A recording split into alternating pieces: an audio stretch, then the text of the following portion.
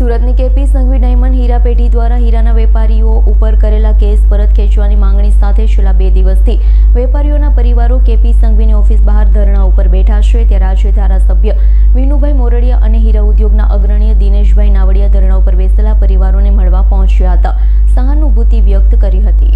સુરતની KP diamond હીરા પેઢી દ્વારા હીરાના વેપારીઓ પર કરેલા કેસ પરત ખેંચવાની માંગણી સાથે છેલ્લા 2 દિવસથી વેપારીઓના પરિવારો કેપી સંઘવીની ઓફિસ બહાર ધરણા ઉપર બેઠા છે। ત્યારે આજે ધારાસભ્ય વિનુભાઈ મોરડિયા અને હીરા ઉદ્યોગના અગ્રણી દિનેશભાઈ નાવડિયા ધરણા ઉપર બેસેલા પરિવારને મળવા પહોંચ્યા હતા, સહાનુભૂતિ વ્યક્ત કરી હતી। સાથે ધારાસભ્ય વિનુભાઈ મોરડિયાએ જણાવ્યું છે કે કેપી સંઘવી ડાયમંડ પેઢી ખૂબ જ સારો ડાયમંડમાં ઇતિહાસ ધરાવે છે। ભૂતકાળમાં હીરા ઉદ્યોગમાં નાદારી જાહેર કરનાર વિરુદ્ધ કોઈ કાર્યવાહી થઈ નથી, તો આ 12 જેટલા હીરા વેપારીઓએ તેમને ચૂકવણું કર્યું આપ્યું છે, પોતાના ઘર દાગીના જમીન સુધી વેચી આપી પેઢીનું ચૂકવણું કર્યું છે। ત્યારે આ લોકો ઉપર થયેલા ચેક રિટર્નના કેસ પરત ખેંચવામાં આવે, કેસના કારણે વેપારીઓ સાથે તેમના પરિવારજનો બાળકો પણ ખૂબ જ હેરાન થઈ રહ્યા છે।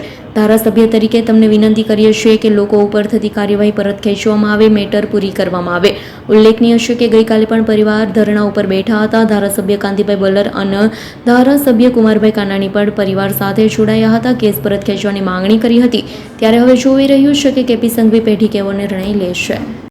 સતત બીજા દિવસે જે છે કે કેપી સંઘવીની ઓફિસની બહાર જે છે કે કારખાનેદારો જે છે કે સતત બીજા દિવસે વિરોધ પ્રદર્શન કરી રહ્યા છે। જો ગત રોજની વાત કરવામાં આવે તો ગત રોજ ધારાસભ્ય કુમાર કાનાણી તેમજ કાંતિભાઈ બલ્લર પણ આ જે કારખાનેદારો છે તેની સાથે વિરોધ પ્રદર્શનમાં જોડાયા હતા। ત્યારે આજરોજ કતારગામ વિધાનસભાના ધારાસભ્ય વિનુભાઈ મોરડિયા અત્યારે જે છે કે કારખાનેદારો સાથે ધારણા પ્રદર્શનમાં બેઠા છે। ડાયરેક્ટ વિનુભાઈ સાથે વાત કરીશું। વિનુભાઈ, આપ આ લોકો સાથે ધારણામાં બેઠા છો અને કઈ રીતની અપેક્ષાઓ અને માંગ છે? હું ધરણામાં નથી બેઠો, હું જે બહેનો ધરણામાં બેઠા છે, ભાઈઓ જે પરિવાર, એમને માટે એમને મળવા આવ્યો છું અને એમને એક આશ્વાસન આપવા માટે આવ્યો છું। અને શક્ય હોય તો કે બંને વચ્ચેનો એક પ્રશ્ન જે ગૂંચવાણો છે તો એનો નિકાલ આવે એ માટે હું એમને ધરણા બેઠા છે, એમને મળવા આવ્યો છું।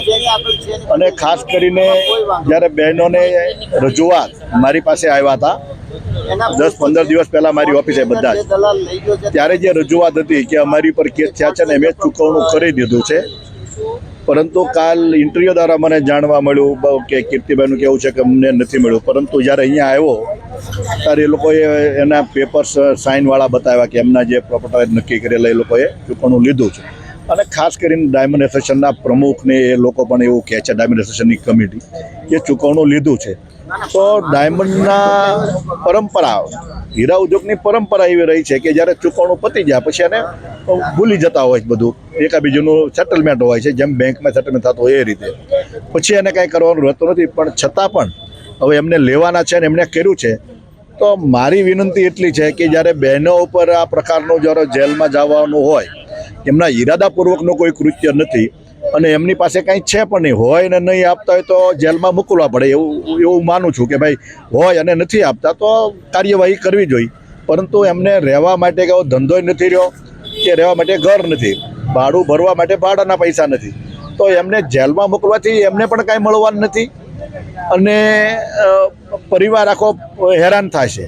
ત્યારે બહેનો આવી રીતે પરિસ્થિતિ નિર્માણ થતી હોય તો એટલા માટે કાંઈ પણ ઉદાર મન રાખે કીર્તિભાઈ, એવી મારી વિનંતી છે। અને બિઝનેસ છે, લોકો રળશે, એમનામાંથી પણ ખૂબ લોકો રળ્યા છે અને લોકોમાંથી પણ કંપની મોટી બની છે। ત્યારે આવું અલગ અલગ દરેક કંપનીઓમાં થતું રહેશે, પરંતુ રાખી નહીં દેતા હોય તો એમની પાસે જે કાર્યવાહી કરવી એ કરવી જોઈએ એવું મારું માનવું છે। ચોક્કસથી માનવતાવાદ દેખાવાની જરૂર તો કહી રહ્યા છે દિનેશભાઈ। બીજા દિવસ છે, આની પહેલાં પણ ડાયમંડ એસોસિએશનના સાથે રાખી અને સુલઝાવટ કરવામાં આવી હતી, છતાં પણ આ રીતની કાર્યવાહી, શું કહેશો? કેપી સંઘવી એટલે ડાયમંડ ઇન્ડસ્ટ્રીમાં ખૂબ મોટું નામ છે।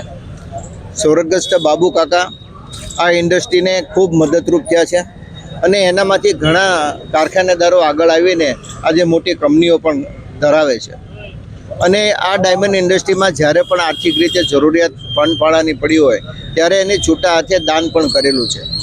આવા દાનવીર વ્યક્તિના પરિવારને મેં વિનંતી કરીએ છીએ કે આ 12 પરિવારો આગળ કાંઈ છે નહીં અને અમે એવું કોઈ બચાવ નથી કરતા કે એને પાસે છે અને તમને નથી આપતા, તમને એવું સર્વે કરતાં લાગે કે એની પાસે છે તો અમે ક્યાંય આડા નહીં આવી, આમ અપાવવા માટે અમે પ્રયત્ન કરશું. પણ આ 12 પરિવારની બહેનો, એમના બાળકો, એમના ઘરના લોકો જે માનસિક ત્રાસ અત્યારે ગુજારી રહ્યા છે, અમુક લોકો તો જેલ ભોગવીને અત્યારે જામીન ઉપર અહીંયા આવીને બેઠેલા છે. તો આવા પરિવારોને મદદરૂપ થવા માટે માનવતાવાદની દ્રષ્ટિએ એક કેસો જે કાંઈ કર્યા છે આપની કંપનીના મારફતે, એ કેસો પાછા ખેંચી આ લોકોને માનસિક ત્રાસમાંથી મુક્તિ અપાવવા માટે અમે અહીંયા વિનંતી કરવા માટે બેઠા છીએ. અને ચોક્કસ અમને ખાતરી છે કે આવી માનવતાવાદી કંપનીના માલિકો આ બાબતે કૂણું વલણ રાખીને કંઈક યોગ્ય દિશામાં આગળ વધશે એવી અપેક્ષા રાખી રહ્યા છીએ. ચોક્કસથી દિનેશભાઈ પણ દ્વારા કહેવામાં આવી રહ્યો છે કે ખોટા જે કેસો છે તે પાછા ખેંચવામાં આવે. બેન, બીજા દિવસ છે, તમે ધારણાઓ. જયશ્રીબેન મારું નામ છે. અમે અત્યારે ખૂબ હેરાન થઈ રહ્યા છીએ. બસ અમે કીર્તિ સાહેબને એટલી વિનંતી કરીએ છીએ કે અમને ન્યાય આપો, અને જ્યાં સુધી ન્યાય નહીં મળે ત્યાં સુધી અમે ધારણા પર બેસીશું. અમે 5 થી 6 વર્ષ અત્યારે હેરાન થઈ રહ્યા છીએ. અમારા છોકરા, અમે ગામડે રહું છું, બધા અમે ઘરવાળા અલગ અલગ રહીએ છીએ. નથી કંઈ કામ કરી શકતા કે નથી કંઈ કરી શકતા. તો અમારા છોકરાને આગળ ભણાવવા માટે બધે ખર્ચો તો જોઈએ ને. અત્યારે મંદીનો માહોલ છે તો આગળ શું કરી શકે. બસ અમે એટલી વિનંતી કરીએ છીએ, માફી માંગીએ છીએ એની પાસે કે અમને ન્યાય આપો. ત્યાં સુધી અમે બેઠા રહેશું ધારણા પર. હા, અમે બેસું બધા. Bureau report S9 news Surat. અમારી તમામ માહિતીથી અપડેટ રહેવા માટે જોડાયેલા રહો S9 ન્યૂઝ સાથે.